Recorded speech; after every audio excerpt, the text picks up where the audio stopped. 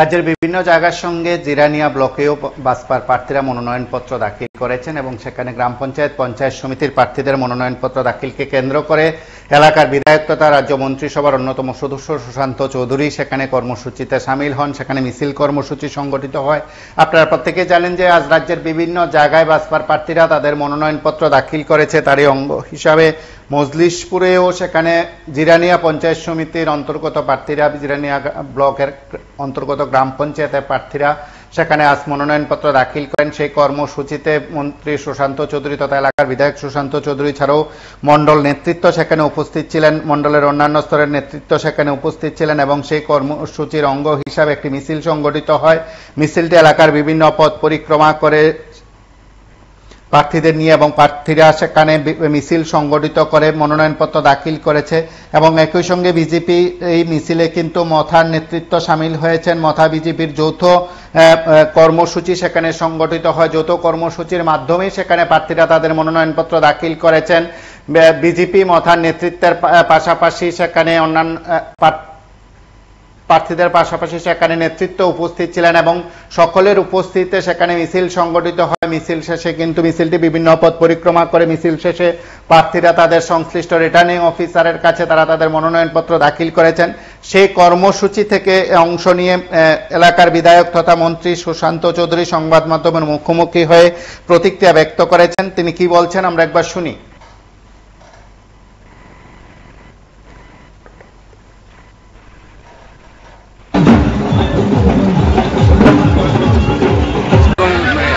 দেখুন, এটা সারা দেশে এবং আমাদের রাজ্যে বিজেপি অপ্রতিরোধ্য এবং গণতান্ত্রিকভাবে প্রতিটি নির্বাচন জনগণ ভারতীয় জনতা পার্টিকে সমর্থন করছে এবং গত লোকসভা নির্বাচনে ভারতীয় জনতা পার্টির নেতৃত্বে, মোদীজির নেতৃত্বে তৃতীয়বারের জন্য আবার সরকার গঠিত হয়েছে এবং আমাদের এই রাজ্যে লোকসভার দুটো আসনে ইতিহাসকে ম্লান করে দিয়ে নতুন ইতিহাস তৈরি হয়েছে। পূর্ব আসন এবং পশ্চিম আসনে রেকর্ড ভোটে আমাদের প্রার্থীরা জয়ী হয়েছে। এবার পঞ্চায়েত নির্বাচন, সারা রাজ্যে 605খানা পঞ্চায়েত, 6370খানা আসন।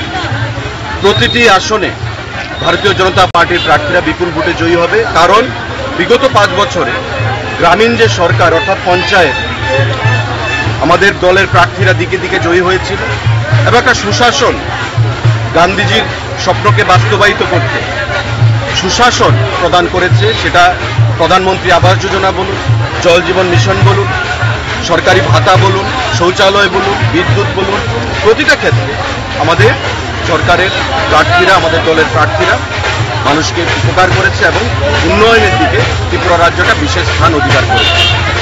পঞ্চায়েত সমিতি অর্থাৎ 35টা ব্লক, এই 35টা ব্লকের মধ্যে প্রায় 423টা আসন রয়েছে। প্রতিটা আসনে আমাদের প্রার্থীরা জয়যুক্ত হবে এবং ব্লকগুলোর আন্ডারে আপনারা জানেন যে পঞ্চায়েতগুলো রয়েছে এবং সবার উপর জেলা পরিষদ রয়েছে। 8খানা জেলা পরিষদ রয়েছে, 117খানা আসন। প্রতিটা আসনে আমাদের প্রার্থীরা জয়ী হবে। আমরা দ্যাটফুইন ভাষায় জয়ের সেই প্রত্যয় আজকের এই মজলিশপুরে জিরানিয়া ব্লকের অধীন এখানে বিজেপি এবং ত্রিপুরা মথার প্রার্থীরা দলে দলে হাজারো হাজারো মানুষ নমিনেশন পর্ব দাখিলে জমায়েত হয়েছে। আমাদের জেলা পরিষদের মনোনয়ন চলছে আগরতলা এবং পঞ্চায়েত সমিতি এবং পঞ্চায়েতগুলো, গ্রাম পঞ্চায়েতগুলোর আসন আমাদের ব্লকগুলোতে মনোনয়নপত্র জমা হবে। মানুষের মধ্যে যে উচ্ছ্বাস, যা উন্মাদনা, সেটা প্রমাণ করে যে জনগণের বিশ্বাস মোদীজির প্রতি রয়েছে এবং আমাদের ভারতীয় জনতা পার্টির প্রতি রয়েছে। তাই আমাদের দৃঢ় বিশ্বাস আগামী নির্বাচনে 8 তারিখে প্রতিটি আসনে, যেটা আমি বললাম 6370খানা গ্রাম পঞ্চায়েতের আসন, 423খানা পঞ্চায়েত সমিতির আসন এবং 117খানা জেলা পরিষদের আসনে আমাদের প্রার্থীরা বিপুল ভোটে জয়যুক্ত হবে এবং আরেকবার আমাদের জাতির জনক মহাত্মা গান্ধীর স্বপ্নকে বাস্তবায়িত করার জন্য, গ্রামীণ স্বরাজ তৈরি করার জন্য, গ্রামীণ মানুষের অর্থনৈতিক বুনিয়াদকে শক্তিশালী করার জন্য আবার আমাদের প্রতি দিকে দিকে পঞ্চায়েত নির্বাচনে প্রার্থীরা জয়যুক্ত এখন প্রার্থী দিয়েছে, কোনোভাবে কি প্রভাব পড়তে পারে? দেখুন, গণতন্ত্রে প্রত্যেক দলের নির্বাচনে অংশগ্রহণ করার অধিকার রয়েছে এবং আমাদের দল, আমরা বিশ্বাস করি গণতন্ত্রে। পরিষ্কার ভাষায় আমরা বলেছি আপনারা নির্বাচনে প্রতিদ্বন্দ্বিতা করুন, সমস্ত দিক থেকে আমাদের সরকার তাদেরকে সহযোগিতা করছে। কোথাও প্রার্থী হওয়ার জন্য যদি কেউ রাজি না থাকেন তবে সে দায়ভার আমরা নেব না, বা আমাদের দল সে দায়ভার নেবে না, বা প্রশাসন তার দায়ভার নেবে না। আজকে জেলা পরিষদে প্রার্থী কি করে দিলেন, সমিতিতে প্রার্থী দিতে পারছেন না, পঞ্চায়েতগুলোতে প্রার্থী হওয়ার জন্য মানুষ খুঁজে পাওয়া যাচ্ছে না, কারণ মানুষ আপনাদের দলের প্রতি বিশ্বাস আর রাখতে পারছে না, বিশ্বাসযোগ্যতা হারিয়েছে প্রার্থী হওয়ার জন্য, তাই তারা সেখানে রাজি হচ্ছে না। এখন প্রার্থী যেহেতু হচ্ছে না, বলছে সন্ত্রাস, বলছে অভিযোগ আনছে, তো স্বাভাবিকভাবেই আমরা সেগুলোতে কর্ণপাত করতে চাই না। আমাদের লক্ষ্য মানুষকে সঙ্গে নিয়ে পঞ্চায়েত দখল করা গণতান্ত্রিকভাবে এবং সুশাসনের মাধ্যমে মানুষকে তার অধিকার ফিরিয়ে দেওয়া, যেগুলো সিপিআইএম আমলে মানুষ তার অধিকার থেকে বঞ্চিত হয়েছে, সেই অধিকার আমরা ফিরিয়ে দিয়েছি বিভিন্ন স্কিমের মাধ্যমে, বিভিন্ন সুযোগ সুবিধার মাধ্যমে। গ্রামীণ স্তরে আগামী দিনগুলোতে আমাদের আরও কাজ করতে হবে, জনগণের সরকারকে প্রতিষ্ঠা করতে হবে। ভোটারদের কাছে কি আহ্বান থাকবে?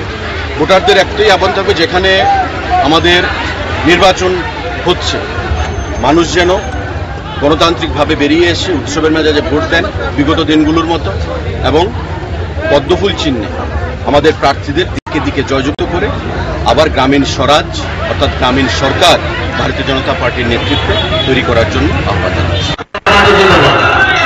আসন্ন প্রস্তাব পর্যায়ের নির্বাচনকে সামনে রেখে জেলা পঞ্চায়েত সমিতির মনোনীত 11 সদস্য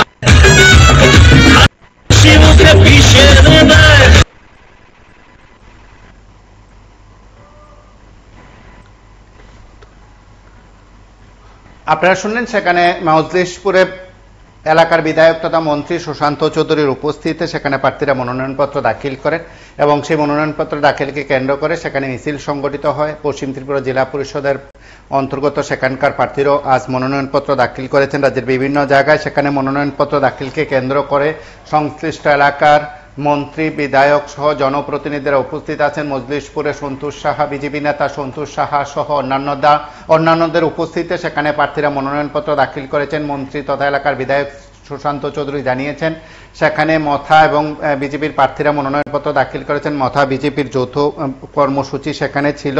রাজ্যের একাধিক জায়গায় কর্মসূচি সংগঠিত হয়। রাজ্যের বিভিন্ন জায়গায় সেই কর্মসূচিতে বিজেপির বিভিন্ন স্তরের নেতৃত্ব উপস্থিত ছিলেন এবং মজলিশপুরের পাশাপাশি বিশালগড়, উদয়পুর সহ বিভিন্ন জায়গায় সেখানে মিছিল কর্মসূচি সংগঠিত করে প্রার্থীরা তাদের মনোনয়নপত্র দাখিল করেছেন।